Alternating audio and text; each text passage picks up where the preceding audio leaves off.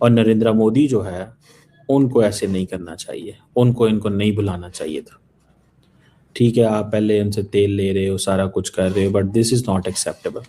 Russia ये देख रहा है कि ट्रस्ट इंडिया पे कर रहा है कि इंडिया हमारे साथ बुरे वक्त में भी खड़ा रहा, हालांकि उनको इतना प्रेशर था। तो पिछले दिनों में अमेरिका ने उनको धमकी दी थी कि 500% हम टैरिफ लगा देंगे अगर आपने रशिया से अपनी डील कैंसिल ना की। तो इंडिया पीछे नहीं हटा था। मेरे ख्याल से अभी तक उनकी पेट्रोल की जो डील है अभी तक चल रही है रशिया से। लेकिन पुतिन का अभी आना, इंडियंस और जो यूरोपियंस हैं वो तो इसको बहुत बुरा मना रहे हैं। वो समझ रहे हैं कि ये this is not acceptable. America के लिए क्या मैसेज होगा इसमें? और क्योंकि गुज़िश्ता अगर हम ऑलमोस्ट कोई 6 से 8 महीनों को एनालाइज करें तो इंडिया ने चाइना के साथ भी अपने मामलात बहुत हद तक सेट किए हैं। और रशिया की अगर हम बात करें, रशिया के साथ तो उनके ताल्लुकात बहुत बेहतर थे। हाँ, रशियन ऑयल के ऊपर थोड़े से मसले पैदा हो रहे थे, लेकिन वो भी अमेरिका की तरफ से पैदा किए जा रहे हैं। जब पुतिन को दुनिया में कोई वेलकम नहीं कर रहा, पुतिन को दुनिया में कोई वेलकम नहीं कर रहा, ये क्यों बुला रहे हैं? ये चीज जो है पुतिन जो है वो बड़ा अप्रिशिएट करता है कि इंडिया जो है इस अ डिफरेंट कंट्री। ये बड़ा गेम चेंजर होने जा रहा है।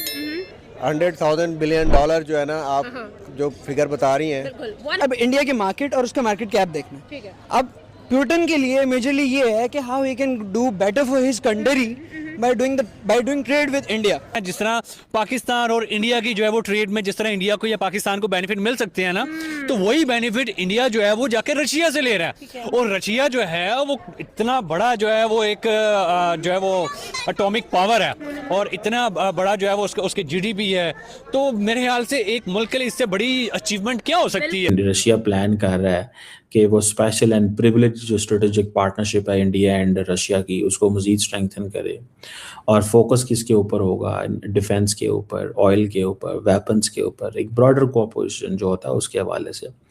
और ये जो बैकग्राउंड है, ठीक है जी, ये जो ओपर्ड है, इसकी वजह से यूरोपियन जो पावर्स हैं वो अपना बेसिकली डिस्प्लेयर शो कर रहे हैं। अमेरिका की बड़ी गहरी नजर रहती है ऐसे मामलात पर, क्योंकि अमेरिका एक तो यह है कि डायरेक्टली उनके मसाइल हैं रशिया के साथ, और रशिया एक आज भी अगर देखा जाए तो एक मिलिट्री पावर है बहुत बड़ा दुनिया का।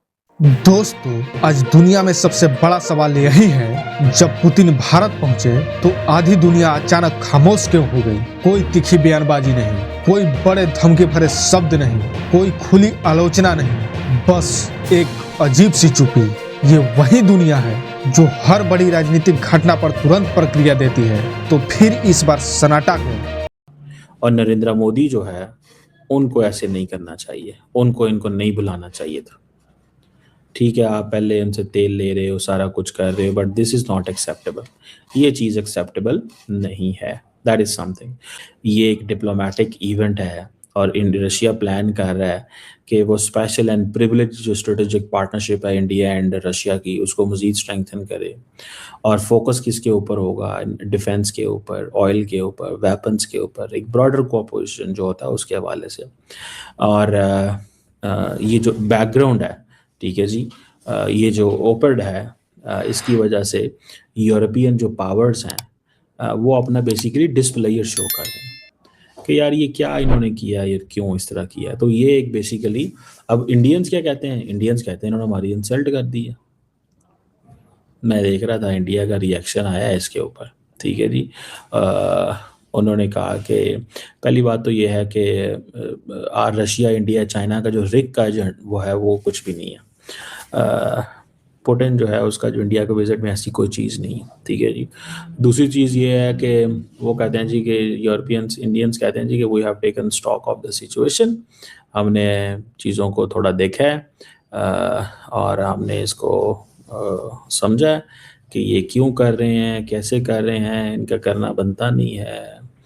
मतलब इस तरह की चीज़ें जो है ना, they are into this game. So मैं समझता हूँ कि जो ग्लोबल सिक्योरिटी इश्यूज हैं वो दे आर एट स्टेक हैं, इस सेंस में कि वो कह रहे हैं कि डिसइंफॉर्मेशन, डेमोक्रेटिक इंस्टीट्यूशन, चीज़ें इस तरह ख़राब होना एंड ऑल दैट करना, ठीक है जी। बहरहाल मुझे इतना लगता है कि इंडियंस को गुस्सा है उसके ऊपर कि ये पहले ही इतना तेल खरीद के उसको मजबूत कर रहे हैं और अमेरिका पहले ही इनके खिलाफ है।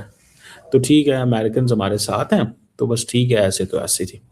अमेरिका के लिए क्या मैसेज होगा इसमें, और क्योंकि गुज़िश्ता अगर हम ऑलमोस्ट कोई 6 से 8 महीनों को एनालाइज करें तो इंडिया ने चाइना के साथ भी अपने मामलात बहुत हद तक सेट किए हैं, और रशिया की अगर हम बात करें, रशिया के साथ तो उनके ताल्लुकात बहुत बेहतर थे।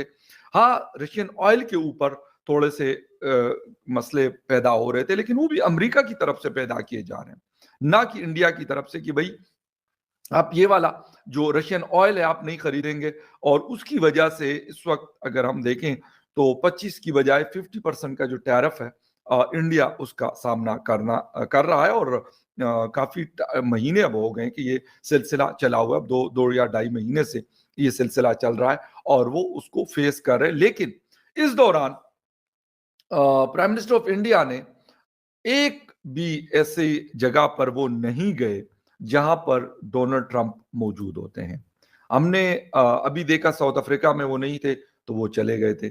इससे पहले साउथ कोरिया जब होस्ट कर रहा था शायद, या मलेशिया में इवेंट था, तो वहां पर क्योंकि डोनाल्ड ट्रंप आए थे इस वजह से नरेंद्र मोदी साहब वहां नहीं गए, और इस वजह से अमेरिका की बड़ी गहरी नजर रहती है ऐसे मामलात पर, क्योंकि अमेरिका एक तो यह है कि डायरेक्टली उनके मसाइल हैं रशिया के साथ, और रशिया एक आज भी अगर देखा जाए तो एक मिलिट्री पावर है बहुत बड़ा दुनिया का। दोस्तों, ये सन्नाटा दरअसल डर और स्वीकार का मिला जुला रूप है। आज भारत उस स्थिति में पहुंच चुका है जहां उनके फैसलों पर सवाल उठाना आसान नहीं रहा। आर्थिक ताकत, रणनीतिक संतुलन और स्वतंत्र विदेश नीति, इन सब ने भारत को एक ऐसे मुकाम पर पहुंचा दिया है जहां कोई देश खुलकर विरोध करने से पहले 10 बार सोचता है। पुतिन का भारत आना एक सिंपल डिप्लोमेटिक ट्रिप नहीं है, ये दुनिया के लिए एक सीधा संदेश है। भारत अब सिर्फ दोस्त नहीं बल्कि पावर पार्टनर है। रूस जैसे देश का भारत पर भरोसा करना दिखाता है कि विश्व की बड़ी शक्तियां भारत को लॉन्ग टर्म पावर मान चुकी है।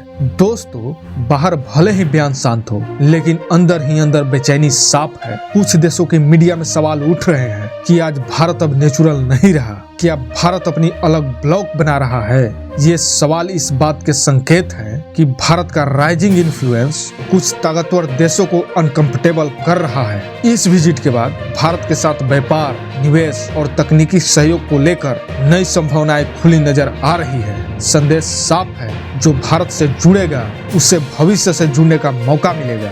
दुनिया के मीडिया भले ही वर्ल्ड को सॉफ्ट रखा हो लेकिन कवरेज हेवी है। कहीं इसे पावर विजिट कहा जा रहा है तो कहीं एशिया की ओर सत्ता का झुकाव। मतलब साफ, भारत अब ग्लोबल डिस्कशन का सेंटर बन चुका है। दोस्तों, आज दुनिया की चुप्पी डर नहीं रिस्पेक्ट की निशानी है। पुतिन का भारत आना यह साबित करता है कि भारत अब किसी कैंप का हिस्सा नहीं, खुद एक कैंप बन चुका है।